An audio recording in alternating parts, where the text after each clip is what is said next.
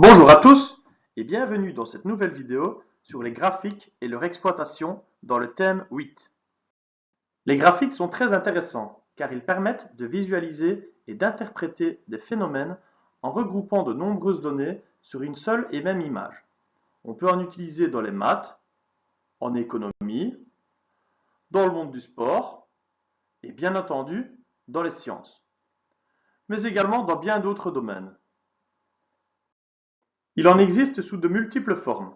Tu as d'ailleurs certainement déjà vu des graphiques de type histogramme, appelés familièrement des bâtonnets, ou encore des diagrammes circulaires, qu'on appelle parfois camembert ou tarte, mais celui que nous allons étudier, plus particulièrement ici, est le graphique en courbe, qui met davantage l'écoulement du temps en évidence. Voici quelques informations importantes sur les graphiques en courbe.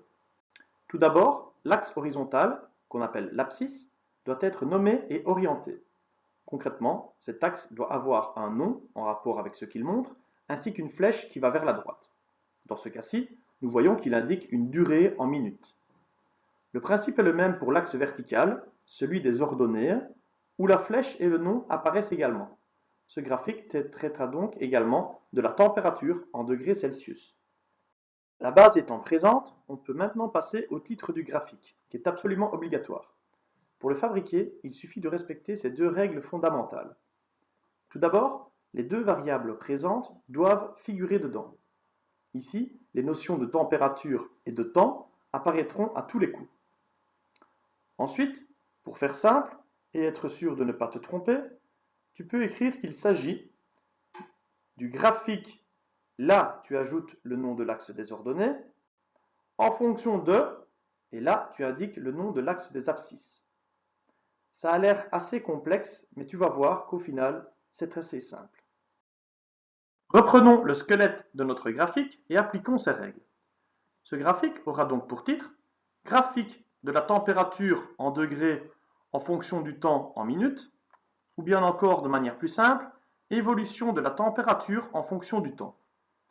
Dans ces deux exemples, les deux variables apparaissent bel et bien et on évoque bien les ordonnées en fonction de l'abscisse.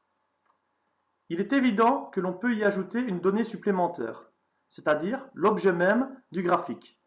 Ici, tu ne saurais pas le savoir parce que tu manques d'informations. Mais imagine que l'on fasse en classe une expérience, que l'on chauffe de l'eau par exemple. Le titre du graphique deviendrait donc « Évolution de la température de l'eau en fonction du temps ». Nous voici déjà bien avancés.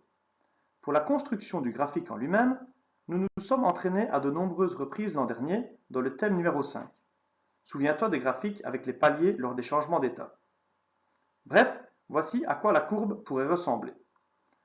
À présent, un dernier rappel. Imaginons que l'on te demande la température de l'eau après 4 minutes. Eh bien, c'est très simple. D'abord, tu pointes le point 4 minutes. Ensuite, tu montes verticalement jusqu'à rencontrer la courbe. Et tu termines par projeter ce nouveau point sur l'axe des températures. Ici, nous voyons que ce point correspond à une température de 43, 44 ou 45 degrés. L'axe n'est pas vraiment gradué précisément, donc il est possible qu'on ne le soit pas non plus. Dans ton cours, tu dois utiliser des feuilles quadrillées pour éviter ce genre de problème. Le principe est exactement le même si on te demande de retrouver différents moments de l'expérience, par exemple. Cette vidéo est à présent terminée. J'espère qu'elle vous apprend des choses. D'ailleurs, le cours contient des graphiques sur la pression atmosphérique qu'il faudra interpréter. N'hésitez pas à la revoir autant de fois que nécessaire.